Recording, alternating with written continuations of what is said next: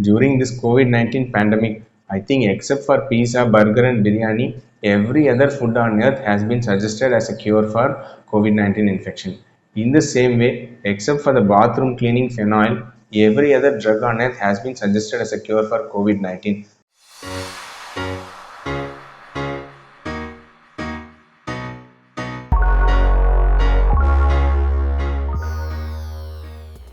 Hello friends, I am Dr. Arun Kumar. I am a pediatrician based in Erode and Tamil Nadu.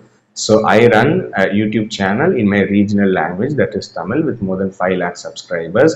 This country is facing a severe COVID-19 second wave pandemic situation, and in this situation I would like to share my views and speak a lot about this COVID-19 pandemic and how to overcome the same. So, amidst this COVID 19 pandemic, in this dire situation, the very question in our minds is all people are roaming around and begging for a hospital bed and begging for a drug dosage or begging for an oxygen cylinder.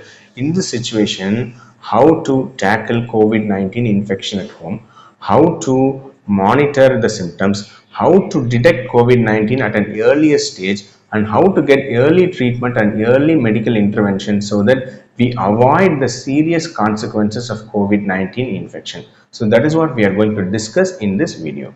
So, the very problem in this current situation is that most of the general public are unaware of the actual timeline and symptom timeline of COVID 19 infection. Okay, friends, this video is going to cover four important topics, that is, how to diagnose COVID 19 infection at first, and how to detect early signs and symptoms that give us a warning that this disease is going to progress to a severe COVID 19 infection, and how to intervene early so that we can prevent disease progression into severe disease and can prevent deaths.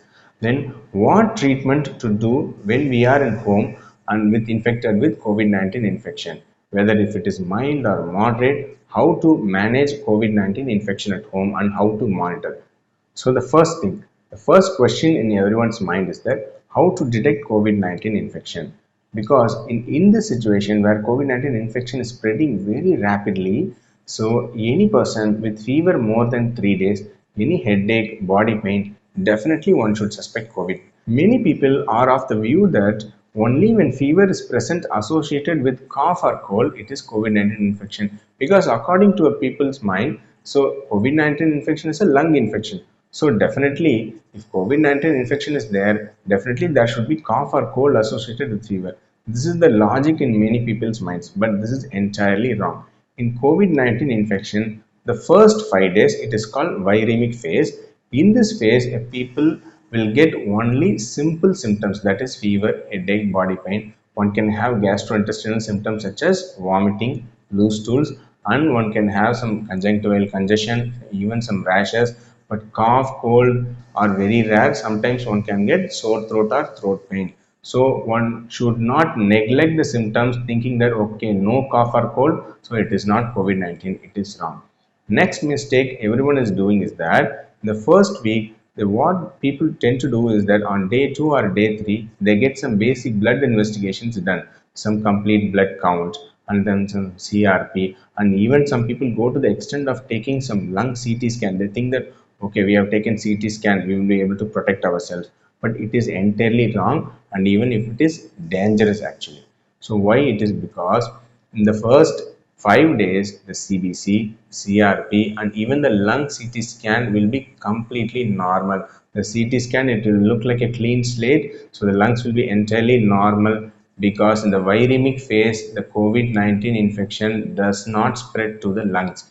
So thinking that the CBC, CRP, and lung CT is normal in the first 2 or 3 days, and if we actually forget to monitor the daily symptoms and signs, we may actually worsen the disease. So that is why you should not do any investigation such as blood counts and CT scan in the first 5 days. It is actually useless. So what should you do?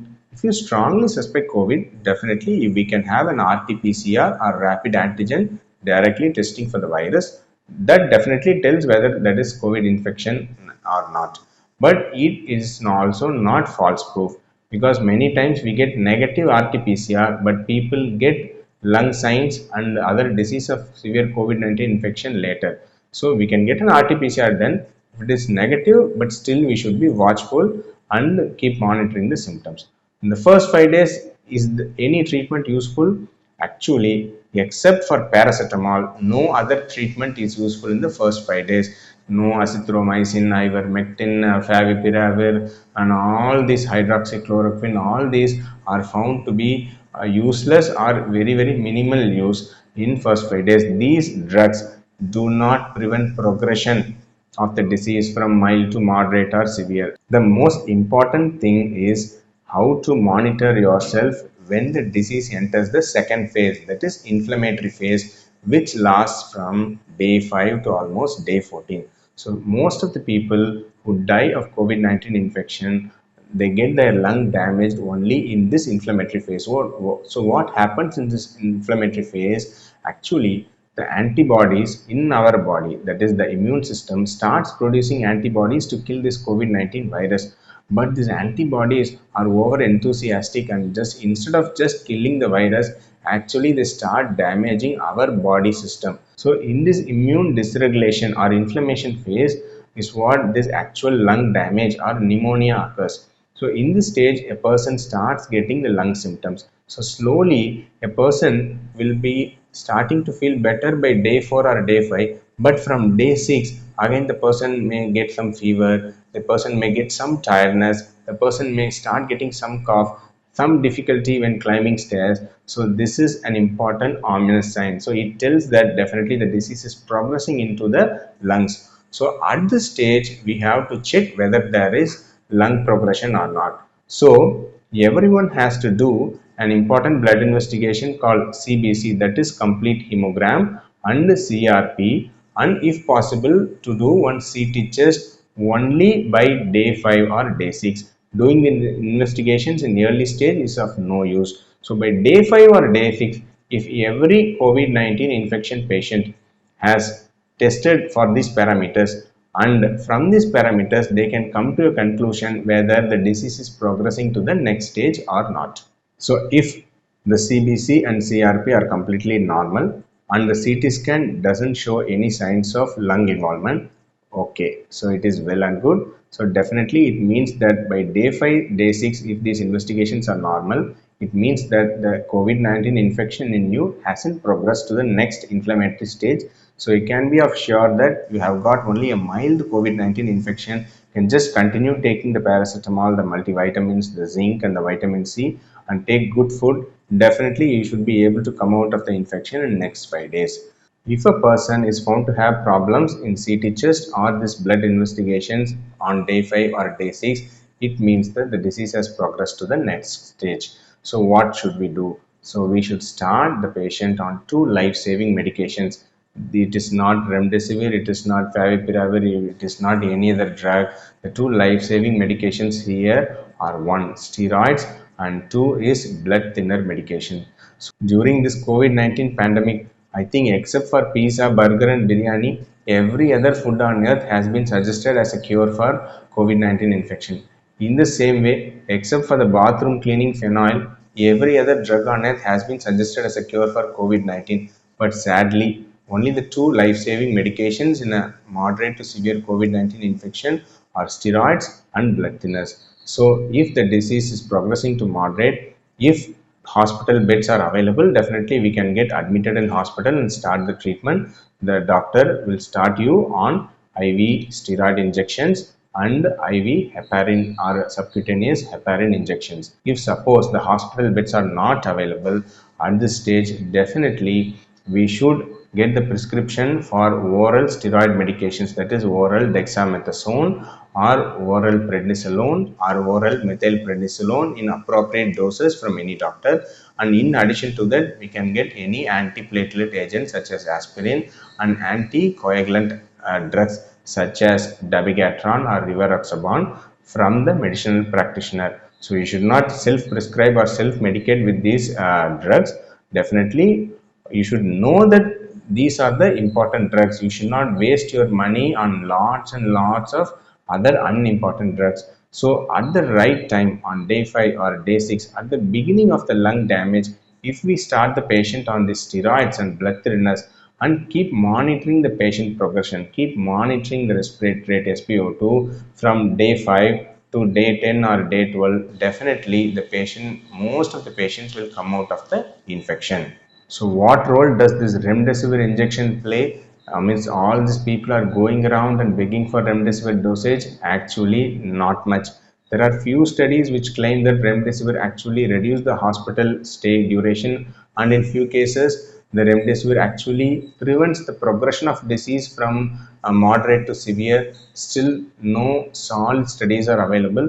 So we will leave remdesivir to the doubtful category, but we should not miss starting the patient on anticoagulants and steroids. So after starting these drugs, and if you are at home, how to monitor? So please take good food and good amount of rest. So how to monitor? Just monitor two things, that is respiratory rate.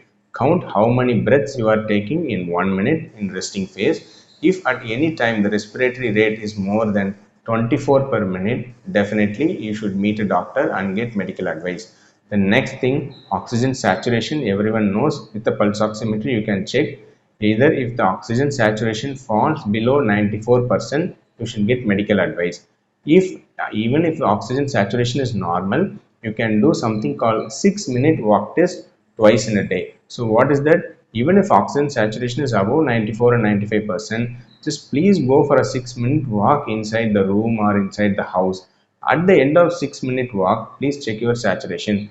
If before 6-minute walk test oxygen saturation was normal, but after the 6-minute walk oxygen saturation comes below 90%, it means that definitely lung involvement is there. So it is again an indication that you should get medical attention. So summarizing all this, the first 5 days of fever, headache, just keep COVID-19 infection in mind. You can do RT-PCR or rapid antigen test, but CBC, CRP, blood investigations and useless Vidal investigation and CT scan, everything is waste till first 5 days. But definitely even with people who are RT-PCR negative, if there are any symptom progression, day 5 or day 6, please get one CBC, one CRP and CT chest, if not possible on X-ray done on day 5 or day 6. It will definitely detect all patients where disease is progressing to next stage. And please start on important drugs, steroids and anticoagulants exactly on day 5 or above. Please don't start steroids, don't self-medicate with steroids from day 1 or day 2. It is dangerous and it is not useful. So only start steroids with the advice of medical practitioner after day 5 or day 6 when lung involvement is there. Definitely we will be able to prevent severe infection and we will be able to prevent progression from mild to moderate or severe infection. In hence, so if we are able to detect the early COVID-19 and if we are able to halt the progression from mild to severe infection, we will be definitely able to save lots of patients from dying, and we will be definitely free the hospital premises from lots of people coming at almost end stages with 80%, 90% involvement and just dying without any hope and without the doctors or the medical staff not being able to do any help. So friends, I think I have done justice to the 10 minutes I have taken out of your hectic timetable. So friends, keep watching, subscribe to our channel, and we will be discussing lots of COVID-19 and other healthcare related issues in the upcoming days. Keep watching, keep connected. Thank you.